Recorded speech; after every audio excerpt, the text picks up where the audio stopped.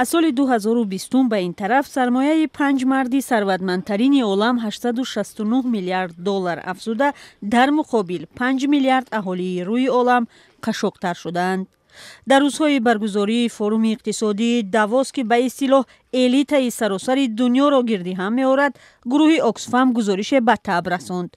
مدیر عامل موقتی این گروه بین المللی مبارزه با قشاقی امیتاب بهر در شرح این گزارش میگوید وضع ناگوار است. گزارش از آن شهادت می‌دهد که ما به دهه جدایی وارد می‌شویم که در آن 5 میلیاردر دارایی‌های خود را تخمیناً 2 برابر بیشتر کردند و از طرف دیگر 5 میلیارد اهالی روی عالم دست جمعانه کم‌بضاعتر شدند.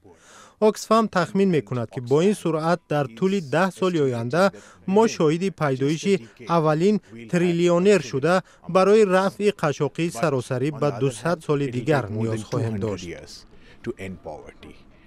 در حاشیه نشست داووس اکسفام از حکومت‌های عالم دعوت کرد که قدرت شرکت‌های بزرگ را از حساب شکستن مونوپولیا یا خود انحصار نیرو جاری نمودن انداز به فایده برزیاد و ثروت برهم دهند.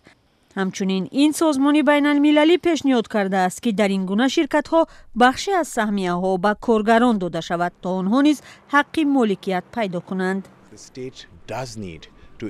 دولت باید به طور جدی در خدمات جمعیتی به مانند معارف، بهداشت، نقلیات و انرژتیک سرمایه گذاری کند. در سطح جهانی ما شاهد آن هستیم که در کشورهای دارای خدمات پیشرفته جمعیتی نابرابری در میان مردم کمتر مشاهده می شود. گزارش اکسفام خاطر نشان می‌کند که در دوام 3 سال گذشته مطابق با افزایش تورم درآمد 5 مرد ثروتمندترین عالم مالک شرکت استحصال ماشین‌های برقی تسلا ایلون ماسک، مالک شرکت لویی ویتون برنارد آرنو، مالک شرکت آمازون جف بیزوس، مالک شرکت اوراکل لاری الیسون و سرمایه‌گذار وارن بافت به طور قابل ملاحظه افزایش یافته در 2 سال اخیر معاش تخمیناً 800 میلیون کارگر مطابق با تورم افزایش نیافت. به قول محققان اکسفام در نتیجه خسارات سالانه کارگران به تخمیناً 25 روز کاری مساوی گشته است.